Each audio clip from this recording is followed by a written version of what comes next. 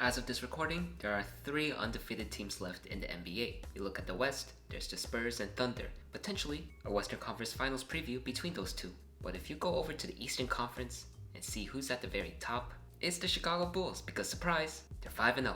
Definitely unexpected to say the very least. I'm not sure if most of the NBA community had predicted this. I'm not even sure if the most optimistic Bulls fan would have predicted this. But here we are. Why the start of Chicago being amazing is so surprising is when you look at the overall roster they have, it's not like it's terrible, but if you compare it to the likes of New York or Cleveland, it doesn't really go into Chicago's favor. Not to mention it's a big question on how sustainable this amount of winning really is. Like, how long will this keep up?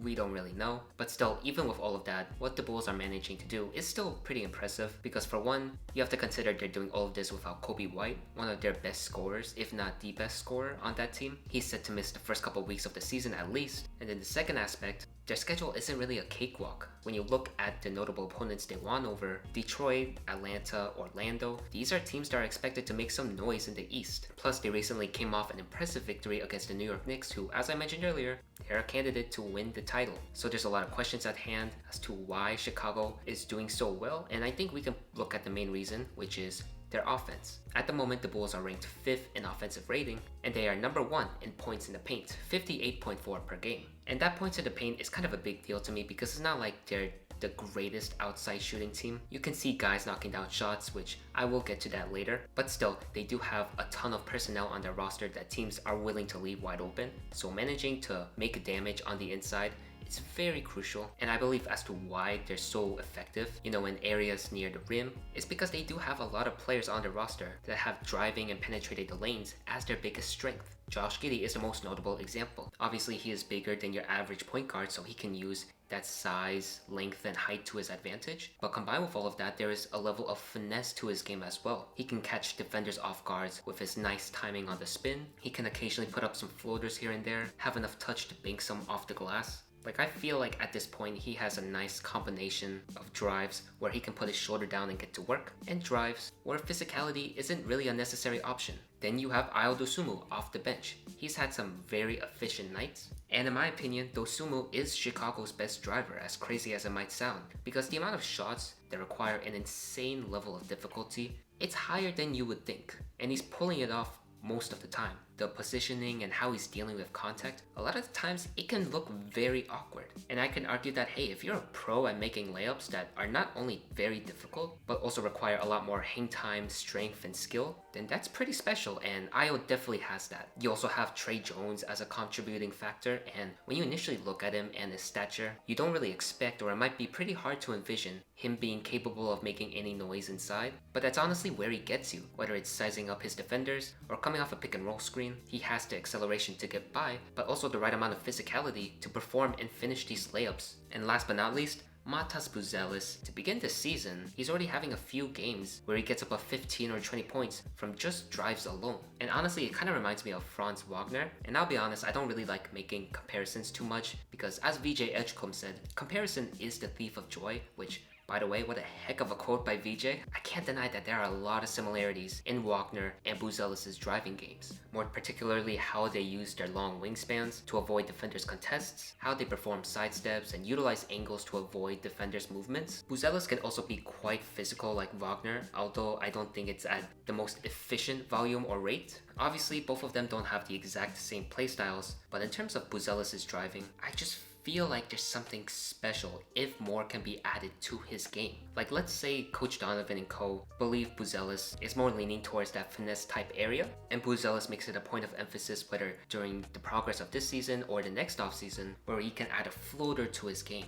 Or maybe learn some stuff from Giddey in terms of nailing the timing and touch of some attempts. Or they could go an entirely different route, have him gain more muscle, go through an entire transformation based on protein because it's not like he's the most thick player there is. Just have him add more strength to the point where he can plow through smaller defenders with ease. Maybe they go that route, and I'm not suggesting that Buzelis doesn't have any of these two routes, but he hasn't really mastered those aspects yet. You already have a foundation built with Buzelis and what he's showing as of this moment, and just planning on adding more to his game of what I mentioned earlier, we might eventually look at one of the most dangerous and stealthy drivers in the NBA. One more thing I don't want to leave out about the Chicago offense is that they run in transition a lot. I was actually surprised when I looked up the stats and found out they ranked 18th in fast break points, so maybe there's a little bit more work to do on execution, but as expected given how young this roster is, everyone's just running and gunning, and when you have two really great floor generals, Giddey and Tre Jones, along with the nice athleticism guys like Buzelis and Julian Phillips provide, maybe the execution isn't always there, but no doubt there's a high probability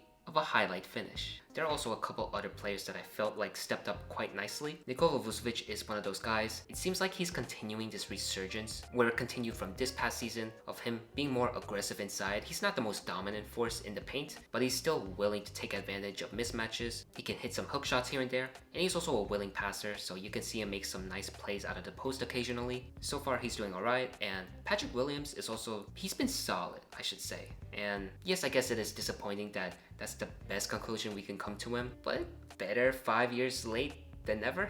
I also forgot to give a shout out to Kevin Huerter. I knew I was forgetting someone. His 3-point shooting is still really inconsistent, but there have been times where he's been able to get inside quite successfully. It's not at a very prominent frequency, but still he's made some timely cuts and layups. He's also improved on the defensive end, especially in that Knicks game, a lot of possessions where he's had some nice hands, stayed in front of his man. I'm quite impressed. I'm not sure if he's going to do it again, but so far so good. Speaking of defense, that's where things get quite tricky with this Bulls squad, because I look at the defensive rating and apparently they are 6. I'm sorry, I'm just not a believer in that. Out of all the statistics I'm providing today, this is the one you have to take with the most salt, or grain of salt, however that phrase goes. Because there are two factors for this. One is that their opponents do not have the best 3-point shooting luck. Another factor is that they are not the greatest when defending the paint. And yeah, it's not like it's the most surprising thing, especially when you have Vucevic and Jalen Smith manning the 5. And when Kobe White returns, he's definitely not going to help on that aspect either. But still, it's not like it's terrible. There have been some nice reads and rotations, but even with that, I don't think it's enough. I still think by the end of the season,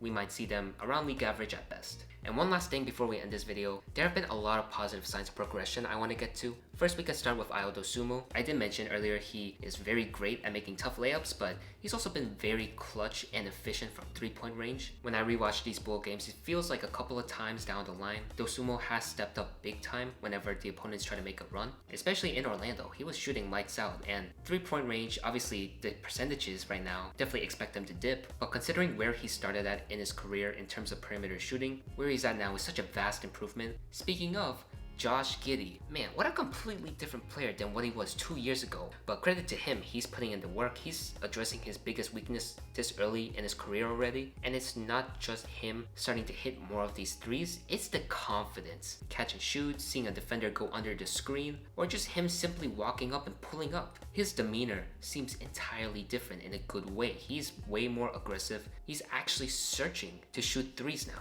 which gets to the point that he's not 25 yet. To sum it up, it's getting to a point where it's not really going to be a fluke anymore. Like, can you imagine that? Just saying that 2 or 3 years ago? So that's definitely very beneficial for all parties involved. And last but not least, Tre Jones. I mean, my goodness, you want a proper point guard. Chicago is very fortunate to have one in Tre Jones. I mean, the contract they re-signed him to, with the amount of production he's providing on the court, that is the definition of a steal, in my opinion. Which, funny enough, that's a nice transition to one of the things he does so well on the court, which is getting steals. I wouldn't say he has this spider sense like Dyson Daniels does, but his feel for the game is definitely up there. You can see just how intelligent he is at all times, and not just for the defensive side of the ball, but also the offensive side of the ball. Because as if his driving wasn't underrated enough, you also have his playmaking. His passing, for general IQ, it's at a point where he's doing it at such a great rate that I have no worries whenever he has the ball in hand. Because what he's executing out there is pretty much making sure that the Chicago offense is generating not just a good look,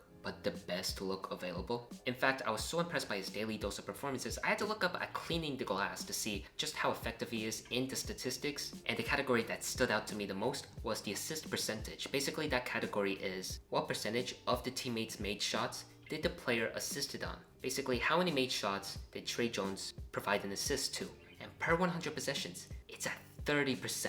And essentially 30% of Chicago's entire made field goal selection was all thanks to Tre Jones right here. And just listing all these players and what they're doing positively, I guess it's not really that much of a surprise that Chicago's doing well at this moment, when you consider the fact that Kobe White isn't back yet, and how he'll help them so much, especially in terms of isolation scoring.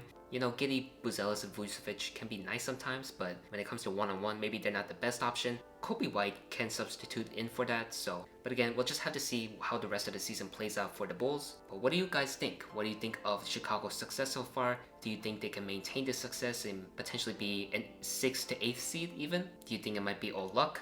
Let me know in the comments down below. Thank you so much for watching, and I'll see you next time.